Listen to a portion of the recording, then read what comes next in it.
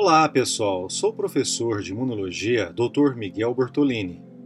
Imunologia é top, é tech, é essencial para as nossas vidas. Vamos desmistificar a imunologia? Então venham comigo! Olá pessoal, tudo bem? Nós vamos iniciar agora a imunidade inata, a primeira linha de defesa. Eu sou o professor Miguel Bortolini. Vamos lá? Estudo dirigido. Eu vou pedir para vocês para pararem o vídeo, lerem os tópicos que estão nesse estudo dirigido e quando vocês estiverem estudando, para que vocês possam parar e anotar nos mapas mentais caso estejam fazendo. Estudo dirigido. O que é sistema imune inato? Cite pelo menos 5 exemplos do sistema imune inato. Quais são as vias do sistema complemento? Quais são as vias do sistema complemento? Qual via do sistema complemento pode participar tanto da resposta imune inata quanto da adaptativa? Quais das características especializadas da pele, dos pulmões e do intestino são úteis para manter os micro-organismos afastados? Quais características estruturais dos peptídeos antimicrobianos impedem que eles sejam inadequadamente ativados nas células do hospedeiro que os produzem? Como os neutrófilos e as células de Paneth controlam a ativação desses peptídeos antimicrobianos? As proteínas do sistema do complemento estão presentes no plasma das pessoas saudáveis? Se sim, por que o complemento se torna ativado somente na presença de infecção? O reconhecimento das bactérias pela lectina, ligadora de manose, pode levar à sua destruição pelo mesmo mecanismo de reconhecimento dos anticorpos. Explique como isso ocorre e descreva características comuns adicionais entre essas vias de reconhecimento do patógeno. A hidrólise espontânea da ponte tioéster no C3 ocorre continuamente em baixas taxas na ausência de infecção. Descreva as reações que podem ocorrer em pessoas saudáveis e as que ocorrem durante uma infecção. Cite defeitos inatos do sistema imune inato e as possíveis susceptibilidades a patógenos ou doenças que podem ocorrer com esses erros. Quais as ações do sistema imune inato o C3b está relacionado? Ele é um anticorpo? Justifique sua resposta. Bom, pessoal, então nós vamos aqui dar uma relembrada, né? A gente tem sistema imune inato e adaptativo, ok? O sistema imune inato ele é simultâneo à tentativa de invasão, por exemplo, de um patógeno, até algumas horas depois. Ele é composto por vários compartimentos, assim, vamos dizer assim, né? Várias células, ele é composto por tecido epitelial, pelas mucosas, por líquidos como, por exemplo, a saliva, a lágrima, a secreção de mucosa. Tem várias células envolvidas no sistema imune inato. Fagócitos de forma geral, como por exemplo macrófagos. As células dendríticas, que a gente vai falar um pouquinho melhor delas daqui a pouquinho. Nós temos as células natural killers. O sistema inato humoral, que aí as proteínas do complemento fazem parte, né? E recentemente a gente teve também a descoberta entre 2008 e 2009 e tem tido várias pesquisas a respeito, que são as células linfóides inatas, que nós vamos ver ao final dessa sessão. Nós temos então a imunidade adaptativa, que a gente não vai tratar muito aqui hoje. Na imunidade adaptativa a gente tem basicamente dois tipos de linfócitos, os Bs e os Ts, ou também chamados, né, de plasmócito quando estão ativados, os linfócitos Bs. E os T's, aí a gente tem os linfócitos TCD8 e CD4. Os CD4 são os generais do sistema imunológico. E aqui vocês podem notar uma comunicação direta sendo representada nesse momento pelas células dendríticas, que são as principais células, vamos dizer assim, dedo duro, né? Elas se localizam em tecidos e quando há um antígeno, elas sempre apresentam antígeno nos órgãos secundários, né, como linfonodos, por exemplo, e baço. Então elas pegam esses antígenos lá na periferia e sempre vão fazendo a recirculação, né? E elas apresentam então esses antígenos para os linfócitos T, CD4. No entanto, dependendo da célula dendrítica e dependendo de como estão esses antígenos, elas podem também passar esses antígenos para os linfócitos B, que provavelmente já vão estar lá nos linfonodos, por exemplo, e aí esses podem apresentar para os linfócitos TCD4, né, via MHC classe 2. A gente então temos aqui, né, os linfócitos B e T. Os T's, nós temos os T's citossólicos, né, os citolíticos. Eles matam as células, né, quando eles se encontram com um antígeno estranho, eles liberam substâncias que vão desencadear a apoptose nessas células, né, como a gente pode ver, vai ver isso para frente.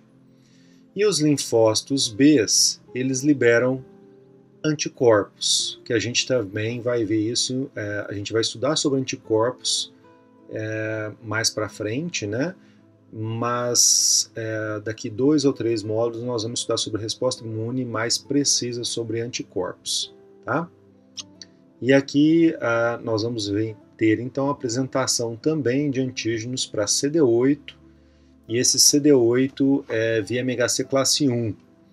Lembrando vocês, a gente vai ver isso também mais para frente, mas o CD8 ele se liga a MHC classe 1, todas as células nucleadas têm MHC classe 1.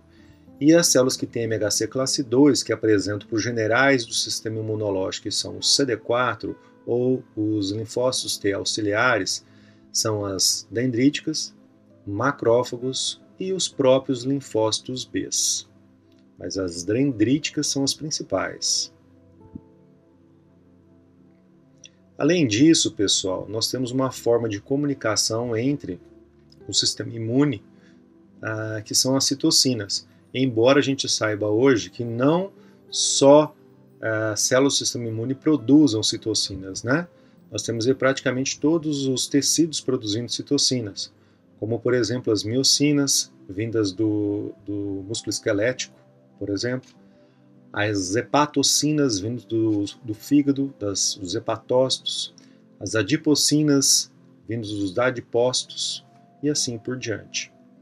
E elas fazem essa comunicação, ora inibindo, ora estimulando o sistema imune.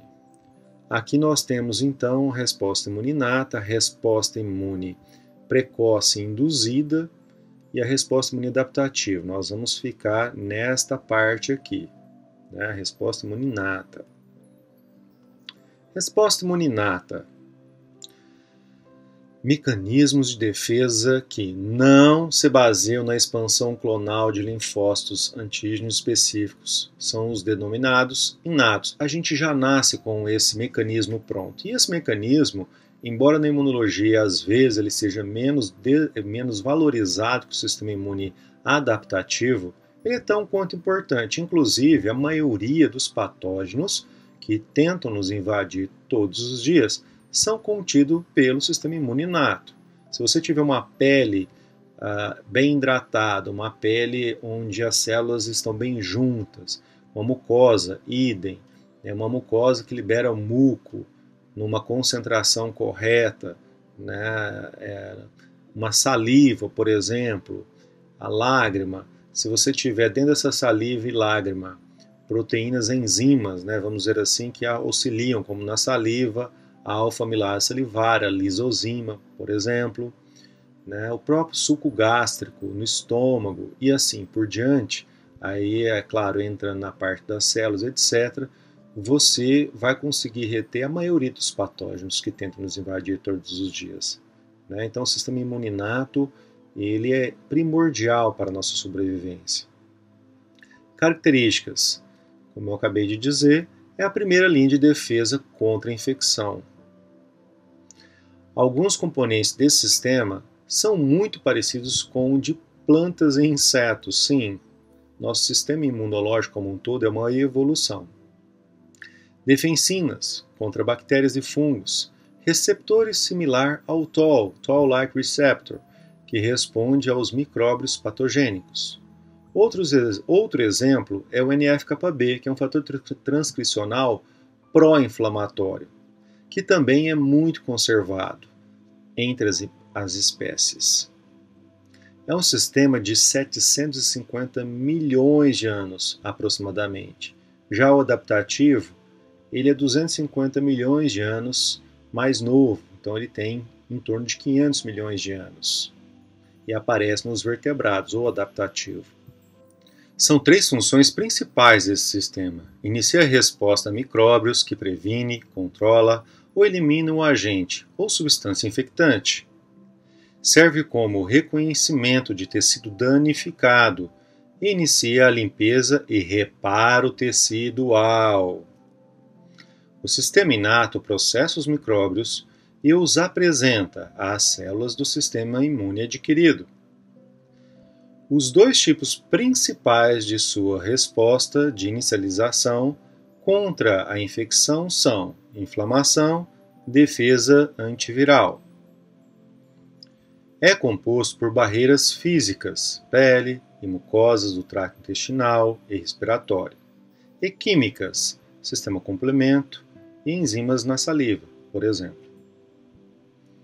Aqui nós podemos perceber a evolução do sistema imunológico. Bom, a gente começa a perceber então que linfócitos começam a aparecer em peixes cartilaginosos, os vertebrados aqui. Ok, pessoal?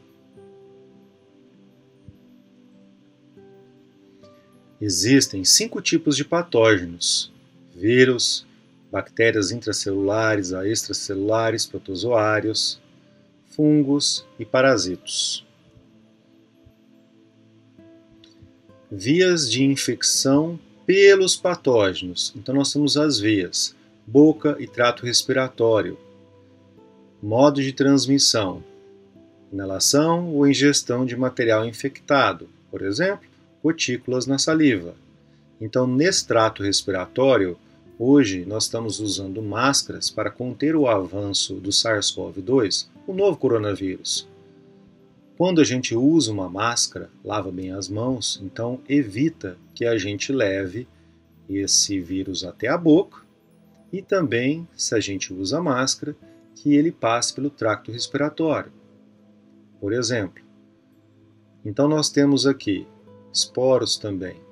Nós temos diferentes tipos de vírus aqui. Dentre eles a gente pode citar também o SARS-CoV-2. Vocês já foram vacinar para o influenza, sarampo, dentre outros vírus? E quando a gente tiver a vacina ou as vacinas para o SARS-CoV-2, vacinem. Doenças causadas por esses patógenos, sarampo, gripe, dentre outras. Tipos de patógenos. Aqui nós temos os tipos de patógenos, então. Trato gastrointestinal. Aqui nós vamos ter principalmente alimentos e água contaminada. Então é por isso que nós temos que lavar bem os alimentos, e ter uma água de qualidade. Vários patógenos entram por essa via também, nos causam várias doenças. E aqui nós temos, então, tipos de patógenos, ok? Trato reprodutivo ou outras vias. Geralmente, transmissão sexual ou sangue infectado. No caso aqui também, transmissão sexual. Aí nós temos vírus, por exemplo, da hepatite B. Doença, hepatite B. Tipo de patógeno, hepatoadenovírus. Patógenos oportunistas, microbiota residente. Neste caso aqui, quando a gente tem um paciente imunossuprimido, ou seja, recebeu um órgão transplantado, e ele está tomando imunossupressor, principalmente logo antes e logo depois de receber o órgão transplantado, tem que se tomar muito cuidado, porque pode ter infecção por patógenos oportunistas, Além disso, tem as pessoas com sistema imune deficitário.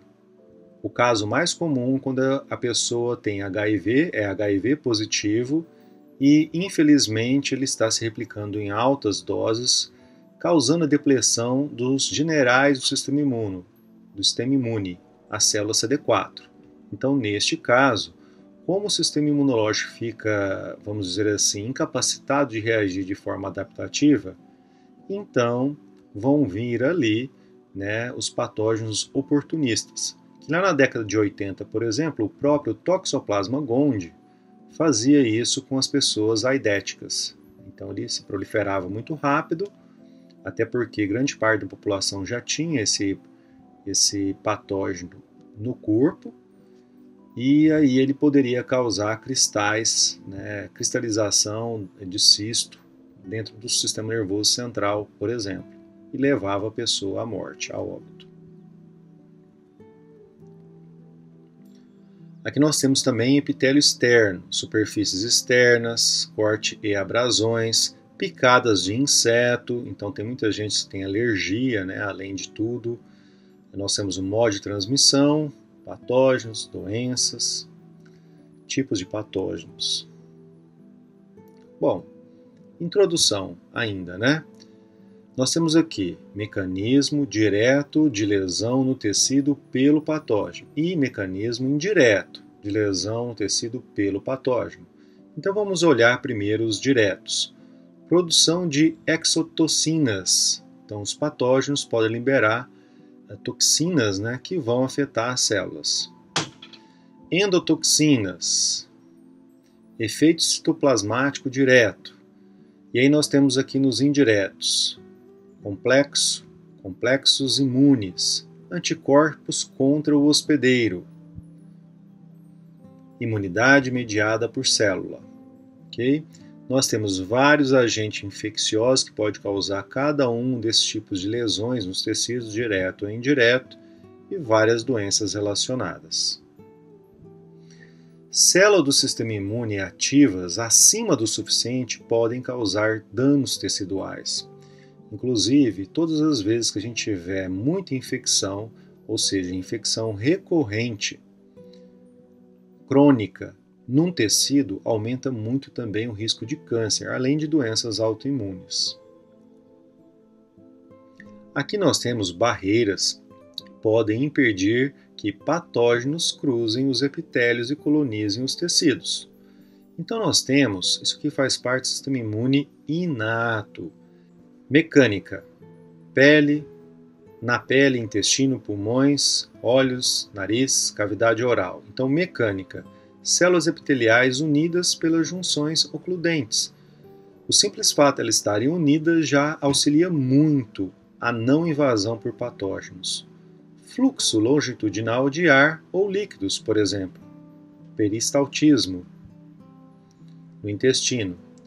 Pulmões, movimento de muco pelos cílios, muito importante. Nesse caso aqui, a pessoa que é fumante, né, tabagista, ela vai ficar com essa parte do sistema imune inato prejudicada, porque ela todos os dias coloca ali substâncias que vão aderir, isso com o tempo acaba prejudicando a fabricação desse muco e a eficiência desse muco, desses cílios. Lágrimas e cílios nasais. Química. Pele, ácidos graxos, beta-defensinas, corpos lamelares, catalicidinas. Intestino, baixo pH, enzimas, pepsina, alfa-defensinas, receptor do tipo 3, lecticidinas, catalicidinas. Pulmões, alfa-defensinas, catalicidinas, olhos, nariz, cavidade oral, estatinas, beta-defensinas. E por último, mas não menos importante, as microbiológicas, extremamente importantes hoje. Microbiota normal. Se a gente utilizar, por exemplo, muitos antibióticos e a dieta, são dois fatores que influenciam rapidamente a mudança dessa microbiota normal, comensal. e pode surgir um microbioma patogênico e isso levar a diferentes tipos de doenças. Resposta imune inata. As células epiteliais e os fagócitos produzem vários tipos de proteínas antimicrobianas. Por exemplo, no estômago, o próprio pH do estômago, enzimas digestivas, sais biliares, ácidos graxos, lisolipídeos, enzimas, diferentes tipos de enzimas, dentre elas a lisozima, fosforilase A2 secretora, dentre outras fosforilases, peptídeos antibacterianos, defensinas, catalicidinas, estatinas, lectinas, ligam-se em carboidrato. Aqui nós podemos verificar proteínas e peptídeos antimicrobianos epiteliais. Então a gente pode verificar aqui vários peptídeos antimicrobianos. Aqui qual é a fonte deles, né?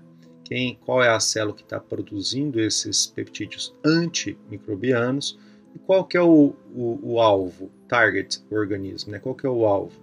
Então bactérias gram-negativas, aqui um longo espectro, né? Um largo espectro de bactérias, por exemplo. Aqui gram-positivas, gram-negativas, gram-positivas, gram-positivas e fungos, dentre outros. Aqui nós podemos verificar as proteínas e peptídeos antimicrobianos derivados de neutrófilos. Então nós temos várias aqui. Aqui o tipo de grânulo e o organismo-chave. Resposta imune inata. Então nós vamos verificar que nós temos aqui, por exemplo, uma bactéria gram-negativa. É muito importante estudar microbiologia, pessoal, ainda mais hoje. Nas bactérias gram-negativas, nós temos um lipopolissacarídeo. Esse lipopolissacarídeo ele vai ativar receptores do sistema imune inato, como por exemplo o Toll-like receptor 4. Aqui nós temos bactérias gram-positivas, fosfolipídios fazem parte. Aqui nós temos, por exemplo, a lisozima é a mais eficaz contra bactérias gram-positivas devido à maior acessibilidade do peptídeo glicano. Então, a lisozima é uma enzima que a gente tem em diferentes lugares do nosso corpo. Diferentes células também a fabricam e elas vão lisar aqui peptídeos glicanos, né, levando aqui a uma exposição da bicamada lipídica celular. Bom, aqui nós temos diferentes tipos de fosfolipase, né? Essa figura é tirada do Princípios de Bioquímica, do Leininger, né? Nós vamos verificar aqui que cada uma delas são específicas para um tipo de ligação. No caso, a fosfolipase B faz o papel da A1 e A2 também, além disso, né? Mas cada uma delas tem aí um papel específico, uma ligação específica. Aqui nós temos, por exemplo, a atração eletrostática e o campo elétrico transmembrana levam as defensinas para a bicamada lipídica. Então as defensinas vêm aqui e elas acabam fazendo o quê? Os peptídeos defensinas formam poros. E aí se forma poro, o pessoal que está dentro sai, o que está de fora entra. Isso aqui não combina com vida celular, né? Imunidade inata humoral, ou seja, as proteínas que são jogadas pelo sistema imune inato, né? Citocinas e quimiocinas, por exemplo, são mediadores essenciais da resposta imune inata. As citocinas são redundantes e pleiotrópicas, redundantes, têm a mesma função naquele tecido. São duas, por exemplo, citocinas, IL-6 e TNF-alfa, que têm a mesma função num determinado tecido, como, por exemplo, a liberação de proteínas de fase aguda nos hepatócitos, no fígado. Pleiotrópicas, por exemplo, a IL-6, ela atua quebrando o glicogênio nos hepatócitos, também, para liberar glicose para a corrente sanguínea. Ela faz com que as células de gordura quebrem gordura e liberem ácidos graxos livres para a corrente sanguínea. E também no cérebro, ela causa aumento de temperatura, estimula o aumento de temperatura corporal, pirogênica. Isso se chama pleiotrópica. Os reagentes de fase aguda, por exemplo, proteínas de reação cruzada, PCR, são induzidos por citocinas. E eu acabei de citar IL-6, por exemplo. Você tem também TNF-alfa e IL-1-beta. E desempenham papéis na opsonização de micróbios. A PCR plasmática é usada para monitorar infecções e inflamação. Defeitos no sistema complemento resultam em infecções bacterianas invasivas, principalmente de bactérias encapsuladas, não só infecções, a gente vai ver durante a aula, tá, pessoal? Resposta imune inata. Os micro-organismos que normalmente habitam o intestino saudável, microbiota comensal, são a primeira linha de defesa contra os micro-organismos invasores do intestino. Por que será, né, pessoal? Pois competem com os patógenos por nutrientes e sítios de ligação ao epitélio. Além disso, também provocam respostas que ajudam a intensificar a função de barreira do epitélio, ou seja, deixam o nosso sistema imune sempre alerta.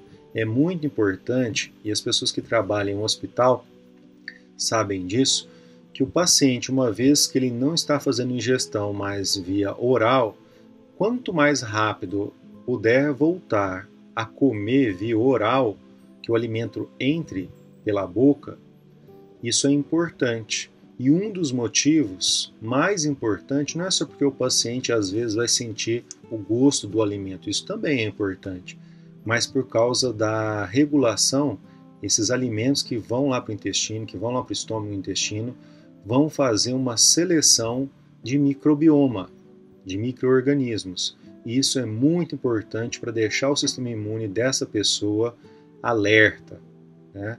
Ele fica sempre treinando ali. E isso é importante para quando entrar algum patógeno, ele fique mais reativo, vamos dizer assim. Resposta imune inata. Bom, nessa perspectiva, aqui tem um artigo, né, Modulação de microbiota sobre células mieloides em terapia oncológica. Vejam bem o nome desse artigo. Então, a microbiota ela pode auxiliar essas células mieloides para combater câncer. Olha só, pessoal, que coisa fantástica, né? Que assunto fantástico. Reparo, regeneração tecidual. Então, a gente falou muito até aqui de combate a patógenos. Mas a outra função extremamente importante, como vocês viram anteriormente, do sistema imune, e o inato está envolvido nisso, é o sistema imune para regeneração tecidual e reparo tecidual. Regeneração muscular esquelética e impacto do envelhecimento em nutrição. Então, é um artigo que vai tratar disso. E aqui envolve muito o sistema imune inato, tá, pessoal? Muito importante. Por exemplo, macrófago. Nós temos macrófago do tipo pró-inflamatório, que é o M1, e anti-inflamatório, que é o M2. O M2, inclusive, ele tem 3 subtipos, M2A, B e C. Quando eu vou reparar um músculo esquelético, ou quando eu vou reparar um fígado, eu quero que eu repare o músculo esquelético com miócito. E eu quero reparar o fígado com hepatócito. Eu não posso vir aqui e reparar o fígado com colágeno, ou fibrose no caso, e fazer o mesmo aqui. Porque fibrose, ela não vai substituir aquela célula daquele tecido. Ela vai causar envelhecimento. O equilíbrio entre esses dois, o equilíbrio entre esses macrófagos pró-inflamatórios e anti-inflamatórios é extremamente importante para que a pessoa repare o tecido com aquele tecido correto e não com fibrose.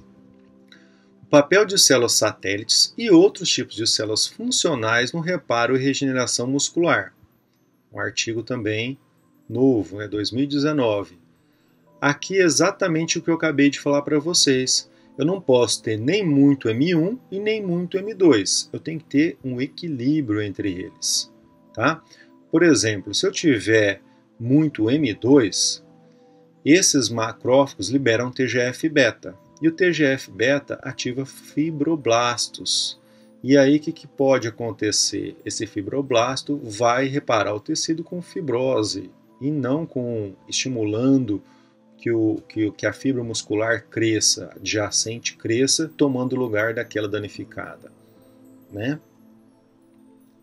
Resposta imuninata, aderência ao epitélio. Então nós temos aqui macrófagos e células dendríticas.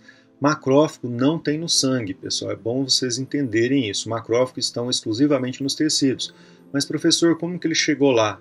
Uma célula que se localiza exclusivamente, né, nesse caso não nos tecidos, mas no sangue, que se chama monócito.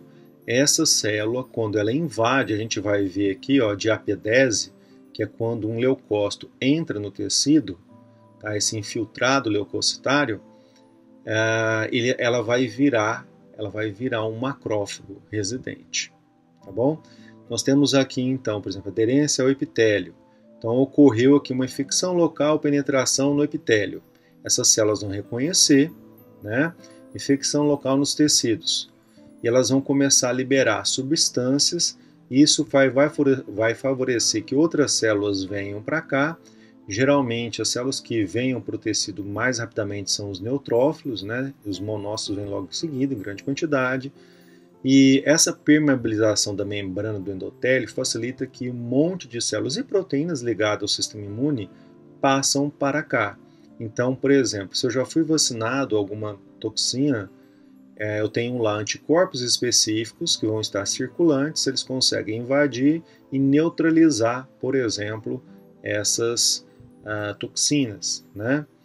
E aqui, se eu tiver alguma toxina que não tenha ainda ativado a resposta adaptativa previamente, eu vou ter aqui células que vão invadir o sistema imuninato, como monócito, principalmente neutrófilo, vão reconhecer e possivelmente vão conter essa infecção. Sistema complemento. Bom, vamos lá, né? Qual é a finalidade do sistema complemento? Vamos entender isso. Estágio de ação do sistema complemento. O sistema complemento, ele faz parte do sistema humoral inato, ou seja, são proteínas, geralmente produzidas pelo fígado frente a uma estimulação por alguma citocina pró-inflamatória, como IL-6, IL-1-beta e TNF-alfa. Então nós temos aqui estágios da ação do complemento. Desencadeador de reconhecimento padrão. Amplificação da cascata de protease C3 convertase. Aí nós vamos ter a inflamação, fagocitose e ataque à membrana, que a gente vai ver várias funções aí do complemento. Sistema complemento. A deficiência dos componentes iniciais da cascata do complemento cria susceptibilidade a infecções invasivas com bactérias encapsuladas e ao desenvolvimento de uma síndrome semelhante ao lúpus eritematoso sistêmico. A deficiência de componentes tardios da cascata do complemento, por exemplo, de C5 a C9, resulta em suscetibilidade à meningite causada por Neisseria meningitidis. A deficiência da proteína ou função inibidora de C1 resulta em angiodema hereditário. A deficiência de fator H está associada ao desenvolvimento de glomerulonefrite, membranoproliferativa, síndrome hemolítico-urêmica e degeneração macular relacionada à idade. Gostaria de fazer uma breve exposição aqui. Pessoas sedentárias, elas apresentam menos fator H, que é um regulador negativo do sistema complemento, e apresentam mais fator B, que é um regulador positivo do sistema complemento. Então elas estão mais susceptíveis a tudo que está aqui nesse tópico. A deficiência de lectina de ligação à manose pode resultar em susceptibilidade à infecção bacteriana em indivíduos com comorbidades, por exemplo, a fibrose cística. Aqui nós temos 3 vias e nós vamos explicar, eu vou explicar para vocês bem explicadinho essas 3 vias, ok? Do sistema complemento, via da lectina, a via clássica e via alternativa. Então vamos lá. Aqui elas vão desencadear a fabricação de uma C3 convertase que vai amplificar a quebra de proteínas, né, ligada ao sistema complemento. E aí, logo depois, nós vamos ter, por exemplo, 3 funçõezinhas aqui por hora, né, embora tenha-se mais. O C3A e o C5A recrutam células fagocíticas para os locais de infecção e provocam inflamação. Então, o sistema complemento começa a ser desencadeado, eu vou ter a fabricação de, por exemplo, C3A e C5A. A C3A e o C5A não estão envolvidos aqui na fabricação desse poro, que se chama aqui complexo de ataque à membrana. Então, isso aqui no final do complemento, o complemento abre poro, por exemplo, na parede de bactérias. E como eu disse para vocês, abriu poros, o que vai acontecer? Um desequilíbrio interno com externo, então vai levar aquele micro-organismo à morte, né? Essas proteínas aqui clivadas, o C3A e C5A, favorecem aqui a maior permeabilidade também do endotélio, estimulam isso. Além disso, o C3b, por exemplo, favorece, ele funciona mais ou menos como se fosse um anticorpo, mas ele não é anticorpo, porque ele não é produzido por linfócitos, né? Mas ele se gruda em alguns tipos de bactéria, ele se adere e nós temos macrófagos, por exemplo, fagócitos de forma geral, que têm receptores para C3b. Eles vão fagocitar, então, tudo aquilo que tiver marcado com C3b. É importante dizer para vocês que complemento auxilia na eliminação de células que estão morrendo, por exemplo, apoptose e necrose, ou que estão velhas, ok? Seu revestimento protetor é, por exemplo, a CD59 ou uma proteína chamada protectina e a CD55. Essas células aqui apresentam menos dessas duas proteínas. Facilita a fagocitose e a eliminação precisa destas células. Complemento desregulado está associado a várias enfermidades e estados patológicos. E aí eu já citei para vocês, pessoas sedentárias, ainda mais foram obesas, têm muito mais fator B e menos fator H. Quando a gente for estudar mais a fundo, daqui a pouquinho, o sistema complemento, nós vamos ver que essas pessoas começam a desencadear o sistema complemento e começam então a ter, por exemplo, microangiopatias e doença macular severa. Microangiopatias são um desgaste, vamos dizer assim, nos microvasos, tá? Vai causar um estado patológico nos microvasos. As primeiras proteínas descobertas pertencentes à via clássica mais recente são identificadas. Então aqui nós temos as proteínas pertencentes a essa via. O número que está aqui é de acordo com a descoberta delas, ok? Mas essa ordem aqui é de acordo com a entrada delas nessa cascata. Tudo bem, pessoal? Então a gente pode verificar que o C4 ele entra antes que o C2 e o C3, porque ele foi descoberto na 4ª posição, mas ele na entrada aqui na via, ele vem antes. Geralmente, quando eu clivo uma proteína dessa, a parte maior, ou seja, que é a parte A, é a parte que ela tem uma função enzimática. Mas isso não se aplica a duas proteínas aqui ligadas ao sistema complemento, que é a parte, o C2A. O 2A, quando eu clivo o C2A é que tem a função enzimática, tá, pessoal? E esse complexo aqui, ó, não é clivagem que vai gerar uma função enzimática. Aqui o C1Q se une ao C1R e o C1S e juntos aí o C1S vai ficar ativado e ele tem essa atividade enzimática, mas ele não fica ativado se estiver sozinho. As proteínas da via alternativa, que é uma outra via do sistema complemento, que inclusive é a mais antiga, embora receba esse nome, recebem letras maiúsculas, como por exemplo a letra B de bola e D de dado. E quando eu clivo, por exemplo, a proteína B, ela se torna então BA, Bzinho e BBzinho. Aqui nós temos as 3 vias, e agora nós vamos melhorar um pouco o conhecimento aqui sobre essas 3 vias, tá, pessoal? Nós temos a via alternativa, que embora tenha esse nome a mais antiga e mais simples, nós temos a via clássica e nós temos a via das lectinas. Em alguns livros, prestem atenção que eles escreveram lectinas, está errado. Lecitina não tem nada a ver com lectina, tá bom, pessoal? Então nós temos aqui a ligação de proteína do complemento para a superfície microbiana ou anticorpo, ok? Nessas 2 vias aqui, nós temos tanto a C1q, que é essa proteína aqui, quanto essa lectina ligadora de mannose, ou ficolina também, ok? Que se liga diretamente no patógeno. A C1q também pode se ligar diretamente no patógeno. No entanto, nessa via clássica, a C1q ela pode se ligar numa porção de uma parte do anticorpo que é chamado de FC. O anticorpo se liga no patógeno e ela se liga no anticorpo, tá? No caso, ela vai precisar se ligar em 2 partes de FC. Então, se for uma IgG, ela precisa de 2 IgGs. Se for uma IgM, ela precisa de somente uma.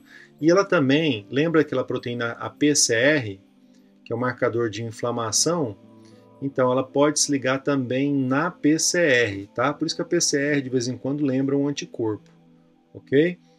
E aí ela pode se ligar também na PCR. Então, ela pode se ligar tanto diretamente numa bactéria, por exemplo, no micróbio, quanto indiretamente em IgM, IgG e PCR, tá bom? Bom, então vamos lá, né? Aqui, nessa via que é a mais antiga, por que ela é mais simples? Porque, pessoal, pode ocorrer hidrólise natural de C3b. Geralmente é uma hidrólise mais branda, não tem muita quebra de C3b, tá bom? O fator D lisa o fator B, ok? Então, o fator B aqui, ó, essa aqui é a via alternativa. Na via alternativa, nós temos as letras, né? Então, o fator D é uma enzima que lisa o B. Ela também, então, pode desencadear essa via. Nós temos alguns inibidores, né? Receptor de C1, CR1, a CD55, que é a DAF, a gente vai ver que inibe, né? Tanto C3 convertase quanto C5 convertase. O fator H, em células de vertebrados, por exemplo, inibe a abertura, né, a formação do complexo MAC, que é a abertura de um poro, que eu falei para vocês agora mesmo, tá? Mas de forma geral, embora comece tudo diferente praticamente aqui, tá? Comece tudo diferente, nós temos aqui, daqui para baixo, nós temos praticamente tudo igual, pelo menos o nome e as funções enzimáticas. Então nós temos aqui, ó, a via alternativa, forma-se uma enzima chamada C3 convertase. O que essa C3 convertase faz? Ela pega C3, cliva em C3A, que é a porção menorzinha, em C3b. Tá? A C3b gruda aqui, né, volta a grudar aqui, ó, vocês podem verificar. E aí nós temos uma outra enzima sendo formada, que é a C5 convertase. Mas, professor, tem diferença da C3 convertase da via alternativa para as outras 2 C3 convertases, da via clássica e da via das lectinas? A parte de função, pessoal, não tem diferença. Se vocês observarem, elas pegam o C3 e clivam em C3b mais C3a, como vocês podem observar aqui. No entanto, se você olhar as proteínas envolvidas, por exemplo, aqui a gente tem C3b, BBzinho, e aqui nós temos C4b, C2a, e aqui a mesma coisa, C4b, C2a, para formar a C3 convertase dessas outras 2 vias aqui, mas a função é a mesma. E quando a gente olha a C5 convertase, pessoal, nós vamos observar que a C5 convertase, um C3b se junta a C3 convertase, vai formar a C5 convertase. Aqui é a mesma coisa, só que aqui o C3b vai se juntar a C3 convertase que tinha C4b, C2a, formando uma C5 convertase. Tem diferença de função das 3, professor? Não tem diferença. As 3 pegam C5, clivam em C5b, C5A. Elas fazem isso.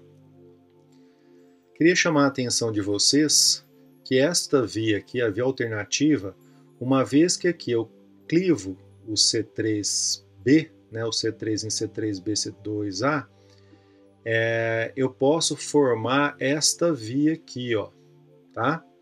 Porque de forma constitutiva, o fator D de dado ele lisa o fator B de bola, ok? Então ele fica dependendo do C3B, de se ter o C3B. Então quando eu desencadeio uma dessas duas vias que vai ter mais C3B, ele vai se juntar então ao BBzinho e vai formar a C3 convertase da via alternativa. O que eu quero dizer para vocês? Ligou a via clássica ou a via das lectinas, daqui a pouquinho você vai ligar a via alternativa e essa via então vai potencializar a fabricação de C3B e C5A e C5B.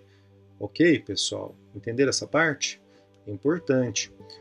Esta via aqui é importante no desencadeamento da doença lúpus eritematoso sistêmico, tá, pessoal?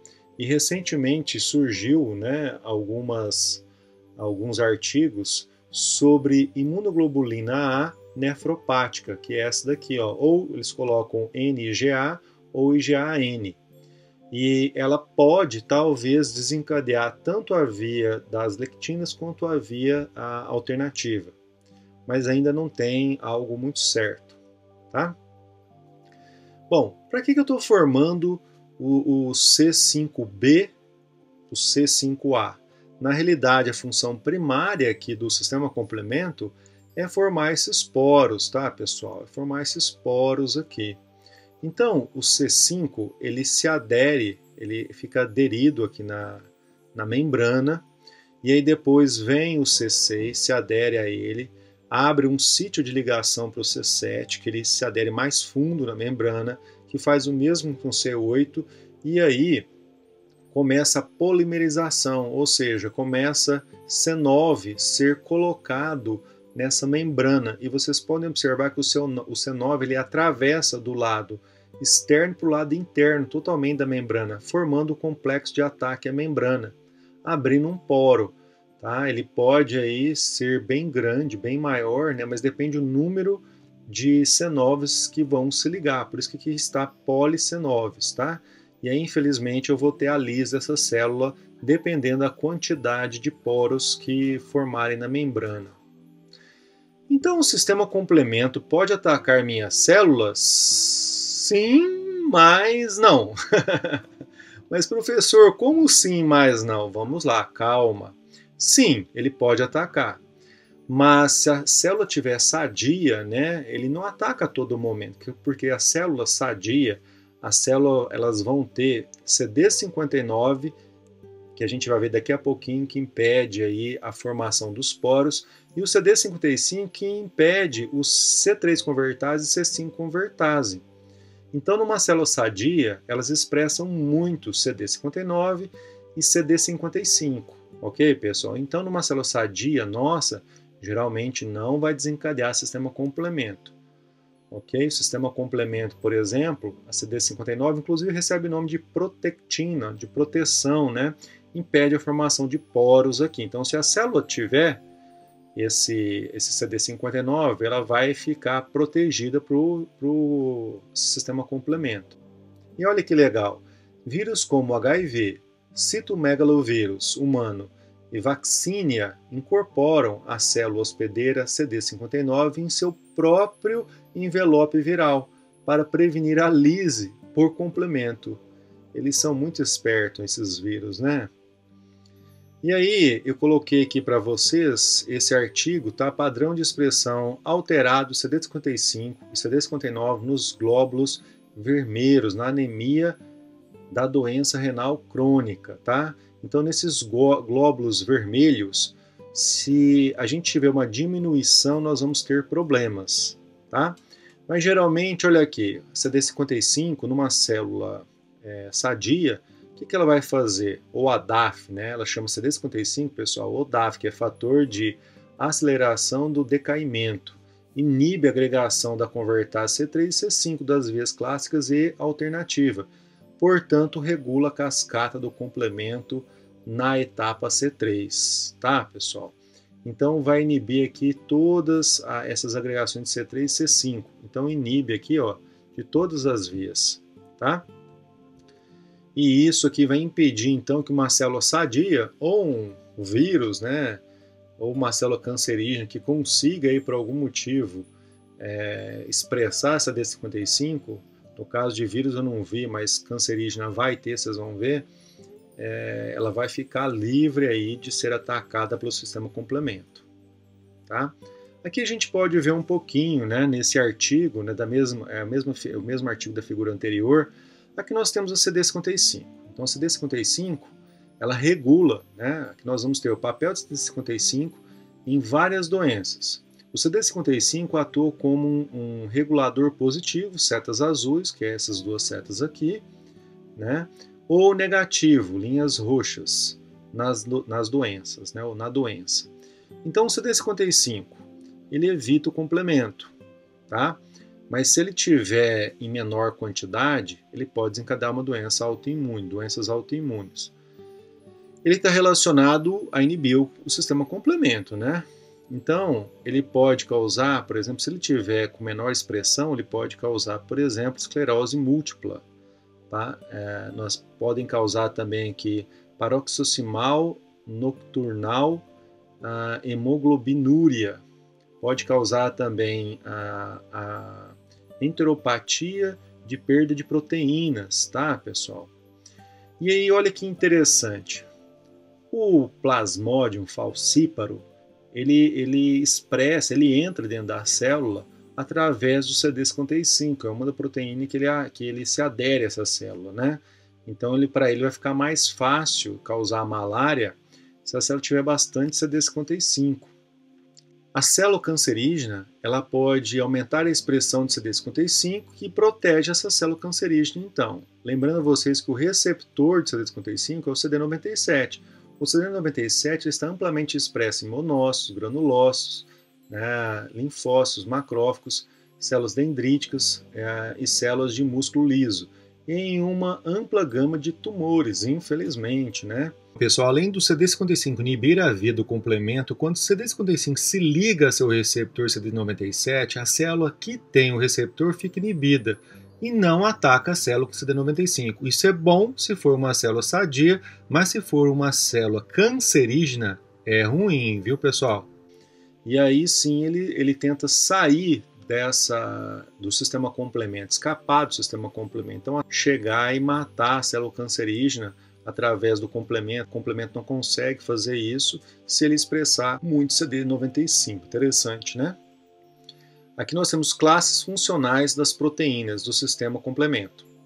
Então temos várias classes funcionais. Essa proteína C1q, por exemplo, a ligação ao complexo antígeno-anticorpo, e a superfície do patógenos. Eu não vou ficar falando de todas, tá, pessoal? É interessante que vocês leiam aqui o que cada proteína faz. Eu queria chamar a atenção para as proteínas reguladoras do complemento. Eu citei aqui a DAF, que é a CD55, tem a CD59, ela está aqui, ó, a protectina, o fator H, a properdin, que nós vamos falar daqui a pouco, dentre outros. Então temos aqui reguladoras, não necessariamente são inibidoras, tá, pessoal? Elas podem regular para cima, tem algumas que regulam para cima, tem outras que regulam para baixo, ok? Lectina ligadora de manose, ou MBL, ficolinas, são parecidas com a C1q. Aqui nós temos duas vias, né? A via da lectina e a via clássica. Na via clássica, nós temos a C1q. Nas outras duas vias, nós temos a ficolina e a lectina ligante de manose, tá, pessoal? Olhem para a C1q e para essas outras duas. Elas são parecidas? Sim, elas são parecidas, professor. Inclusive, elas têm proteínas aqui, enzimas, que vão clivar, a gente vai ver, a mesma proteína, né? Então, a MASP2, por exemplo, ela é similar à C1s, que é a enzima desse complexo aqui. Então, o que vai acontecer? Elas vão clivar C4, o C4b vai grudar na membrana do micróbio, e aí vai grudar nele o C2A, o C2, que vai ser clivado pela mesma enzima, que vai formar então a C3 convertase. e aí vai desencadear a maior clivagem de C3 em C3A e C3B, e aí vai desencadear bastante, aumentar bastante a velocidade do sistema complemento, que vai formar o C5, a C5 convertase e assim por diante, né, pessoal? Monômeros de manose ligante de lectina ligante de manose, formam grupos triméricos de domínios de reconhecimento de carboidratos. E já aqui, né, as ficolinas são similares à manose, à estrutura da manose, mas possuem diferentes domínios de ligação de carboidratos. Ok, pessoal? Então vamos se ligar aqui, por exemplo, a MBL, né, tem alta avidez. A avidez é a soma das forças de ligação, tá? Aos resíduos de manose e fucose. Já aqui no caso da ficolina, ligam-se ao oligosacarídeos contendo açúcares acilados. Então nós vamos ter aqui, por exemplo, ficolinas. Nós temos 3 tipos, né? Fígado, bactérias gram-negativas, N-acetil-galactosamina ou o GAL-NAC, né? O tipo H, gram-positivas, Aerococcus viridans, endocardite. O tipo M, açúcares acetilados nos pulmões e células sanguíneas. E aí nós temos pessoas com deficiência de MASP2, lembrando que a MASP2 quebra, né, o C4 e o C2, formando a C3 convertase, né, e o MBL, aumenta as infecções respiratórias por bactérias extracelulares. Isso é importante, tá, pessoal? Então nós temos aqui uma formação, vocês vão ver, ó, aqui é a C3 convertase, né? Nós temos a formação da C3 convertase, dessa via. E aí eu queria chamar a atenção, aqui é a C5 convertase, né? Vai formar. E é chamar a atenção para vocês, eu acho que não é nesse slide, é num outro slide que vai ter a properdina, nós vamos falar dela, tá?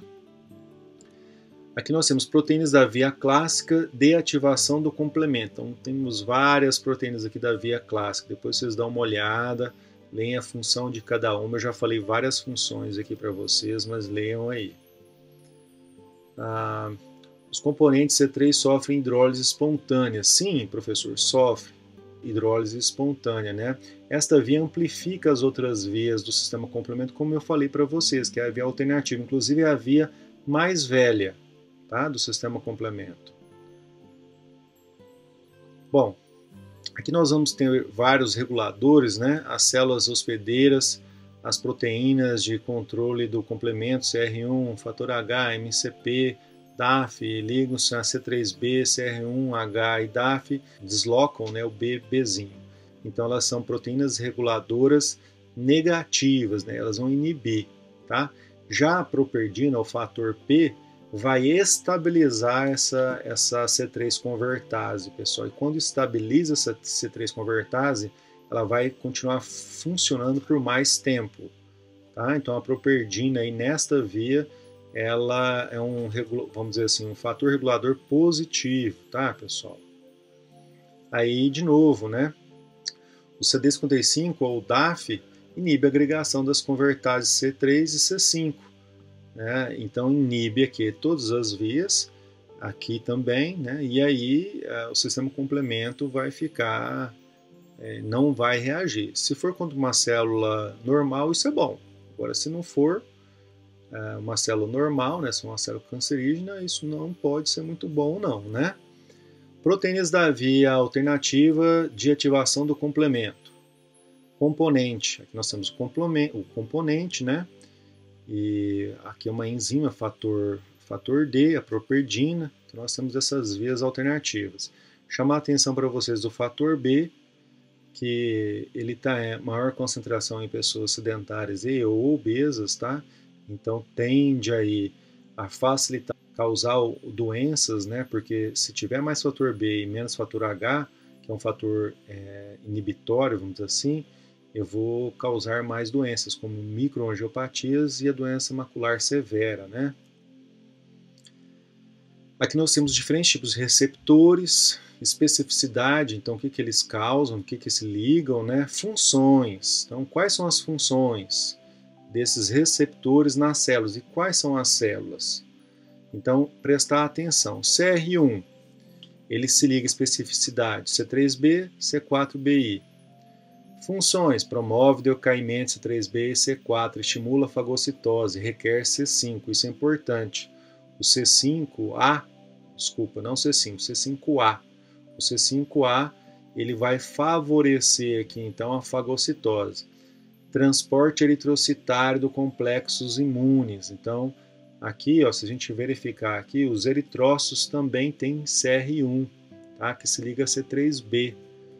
A gente vai ver isso daqui a pouquinho, bem interessante. Mas não só eritrócitos, macrófagos, monócitos, leucócitos, polimorfonucleados, células B e células dendríticas foliculares, né? CR2, então tem vários aqui.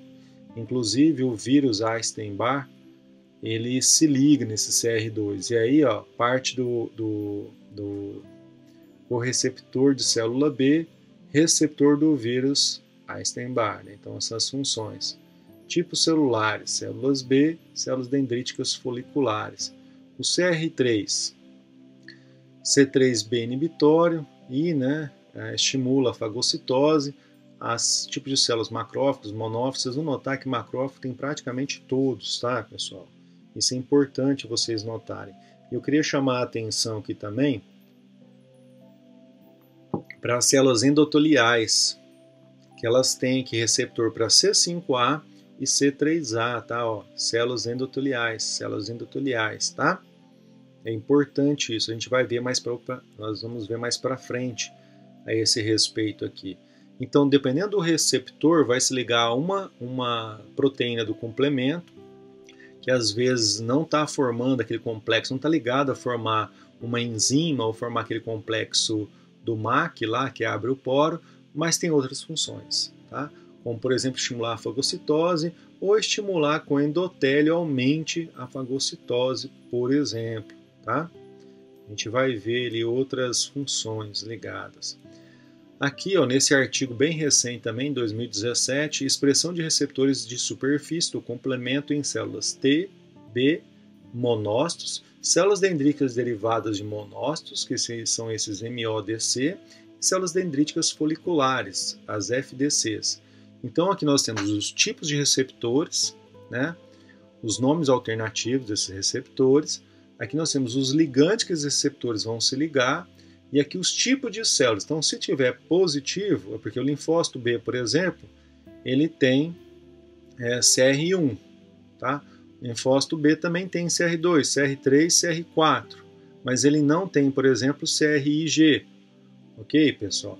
Ele tem a C3, o receptor C3A, mas ele não tem, por exemplo, esses outros dois, o receptor 1 de C5A e o ligante, né, 2 do C5, por exemplo. Ele volta a ter também o MCP e o DAF, que é o CD55, tá, o DAF. Entenderam aqui? Então vocês olhem aqui, que é bem interessante. Aqui eu vou explicar para vocês, daqui a pouquinho, mostrar para vocês os receptores na membrana dessas células. E aí nós temos a classificação das doenças por suas similaridades com o mecanismo patológico dependente de C3. Então nós temos aqui grupo de doenças: renal, oftalmológica, reumatológica, dermatológica e assim por diante. Convencional, né? Similar ao mecanismo dependente de C3. Convencional e não convencional desconhecido. Então temos aqui os nomes das doenças, tá? Então vocês verem quanto que é importante o sistema imuninato, o sistema complemento dentro do sistema imuninato. Aqui nós temos então monócito, a célula dendrítica, né, derivada de monócito, e aqui é a célula dendrítica derivada de monócito madura. Vocês vão notar, desculpa, deixa eu voltar aqui. Vocês vão notar que nós temos vários receptores, né? Vocês vão notar que nós temos vários receptores. Aqui, por exemplo, ó, vários receptores ligados ao sistema complemento, tá, pessoal? Aqui é na célula B, vários receptores ligados ao sistema complemento. O mesmo ocorre com células T. Aqui, inclusive, tem até receptor intracelular, receptores ligados ao sistema complemento. A bactéria é recoberta por proteínas do complemento das vias alternativas e lectina. Então nós temos uma bactéria, o macrófago tem receptor, tem várias proteínas que se aderiram aqui nela, e o macrófago tem receptor, por exemplo, a C3b. O macrófago então vai iniciar a fagocitose, e uma vez que ele começa essa fagocitose, mas uma vez que chega o C5a, manda um impulso para o macrófago para aumentar muito essa fagocitose, tá? Aqui o CR1 para C3b, que é o receptor de C3b, né? Agora eu vou mostrar para vocês um videozinho que eu peguei na internet para que vocês possam ver essa opsonização de bactérias pelas proteínas do complemento e a fagocitose, tá, pessoal?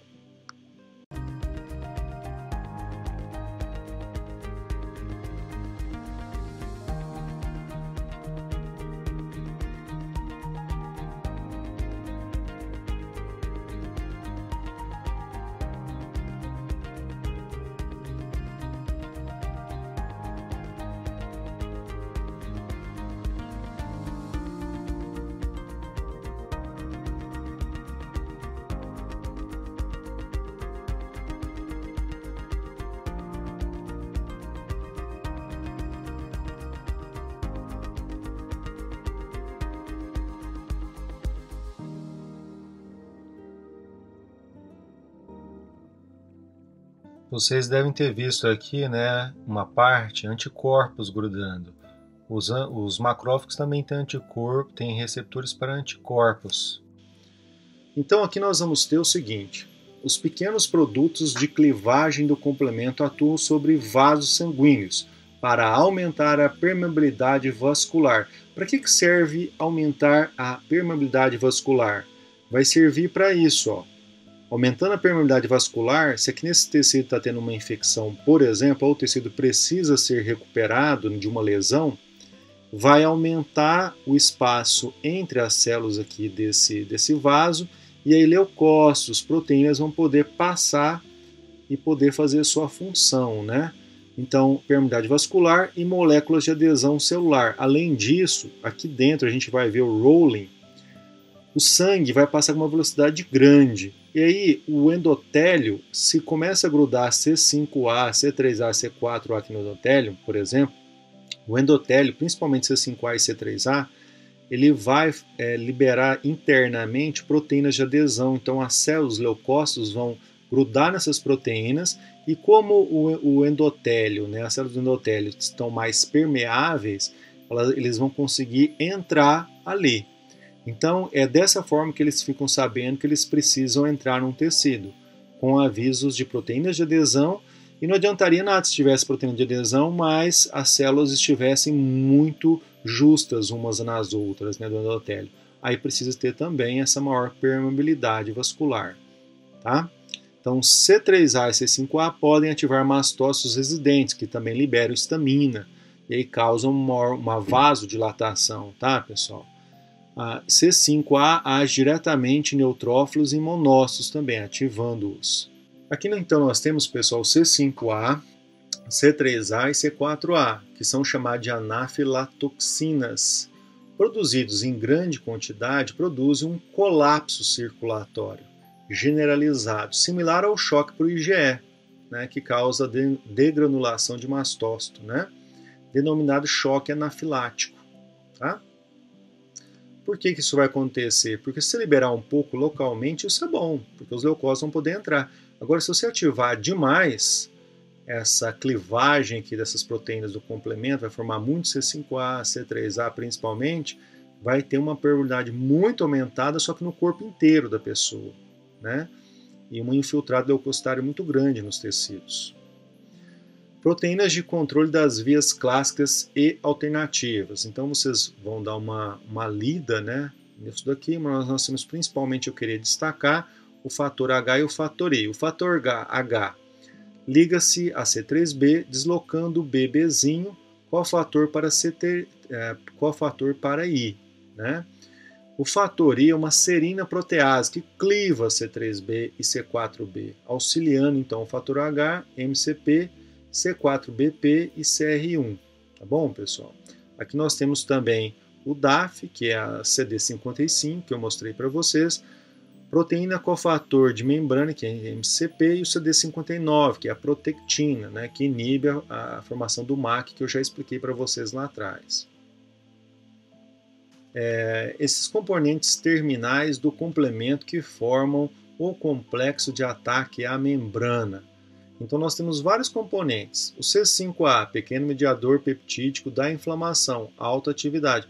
O restante aqui, nós vamos ver, o restante aqui dessas proteínas inicia a montagem do sistema de ataque à membrana. O restante que vai iniciar a montagem, então, vai formar o MAC, e vai vir um C9, vai polimerizar, e como ele entra na membrana e liga o lado de fora com o lado de dentro, aí abre um poro, né? Quanto maior esse poro, pior para a célula, né? Aqui nós vamos ter então a via clássica, a via da ligante de Manose, e a alternativa, né? Que é das lectinas, ligante de Manose. Proteínas do complemento, tem várias proteínas do complemento. Então, efeitos da deficiência. Então, se eu tiver algum defeito aqui, eu vou ter uma doença, né? Então, cada tipo de defeito vai receber o nome de uma doença ou várias doenças. Então, doença: hemoglobinúria paroxítica noturna, né? Por exemplo, proteína de controle do complemento deficiente ou alterada. Eu vou ter pouco CD55 ou CD59, vai causar essa doença aqui. Deficiência de fator I, então vou ter uma doença relacionada a isso daqui, né? O fator I, o próprio nome da doença diz. Síndrome urêmica hemolítica atípica, esses fatores em decaimento. Degeneração macular relacionada à idade, principalmente um polimorfismo ou menor fabricação de fator H, tá? Pessoas sedentárias têm menos fator H. Começou a fazer exercício, vai ter mais fator H, que vai inibir aí a via do complemento, né, pessoal? Isso é importante. E angiodema hereditário, né? Esse HAE aqui, né? Inibidor de C1. Aqui nós temos então o seguinte: C1S, C1R, que fazem parte lá daquele complexo, né? Da via clássica, né? C1QRS, né?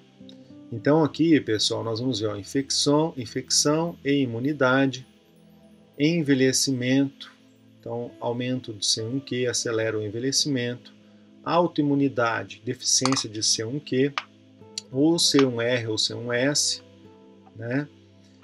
Causa lúpus eritematoso sistêmico também. E aqui a deficiência, eu esqueci de falar, deficiência de C1Q ou C1RS aumenta a infecção, claro, que vai falhar essa via.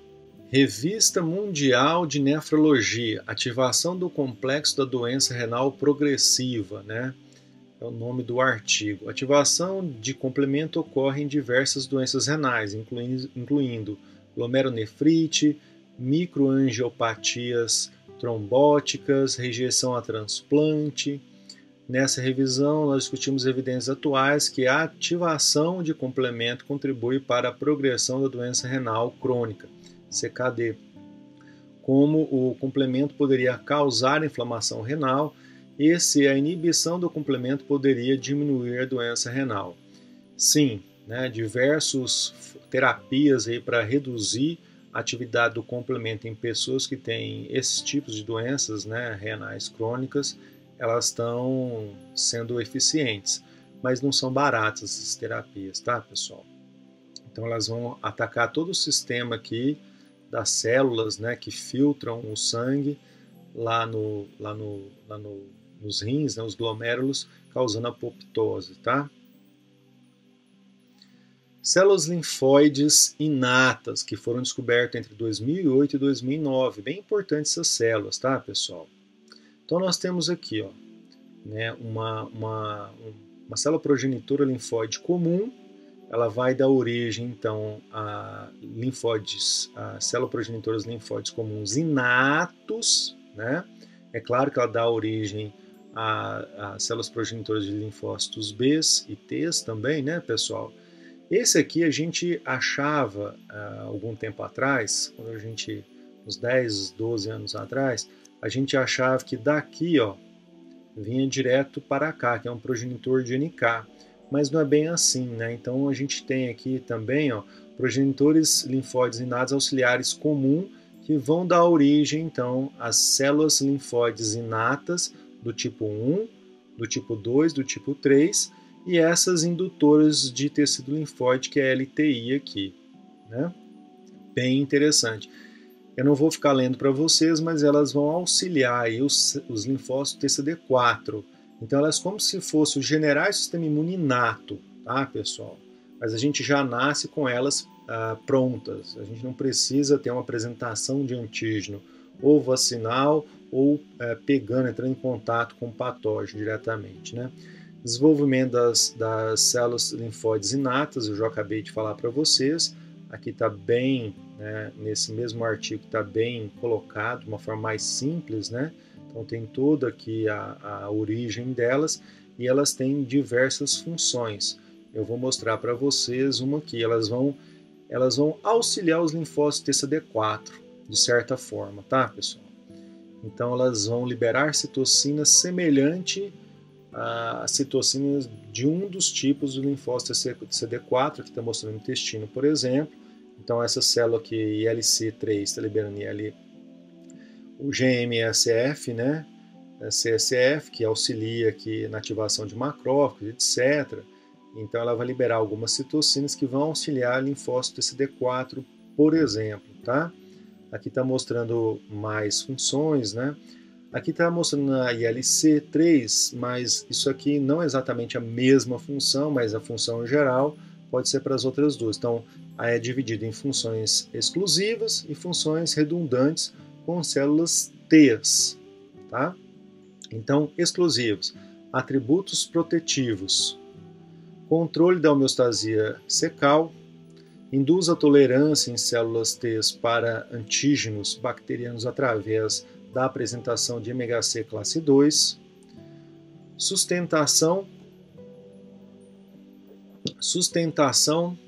da função tolerogênica das células dendríticas intestinais via GM-CSF. Protege as células progenitoras intestinais da lesão mediada pelo sistema imune, né? Promove a produção de IgA através de linfotoxinas. Atributos deletérios, quer dizer que vão ser ruins, né? Promove a colite via IL-17 interferon gama, por exemplo, Helicobacter hepaticus, e promove a colite via GM-CSF e IL-22, por exemplo, anti-CD40. Atributos protetores. Contém a infecção intestinal via IL-22, tá? Aqui está toda a explicação. Gostaria de agradecer a vocês. Muito obrigado, um grande abraço.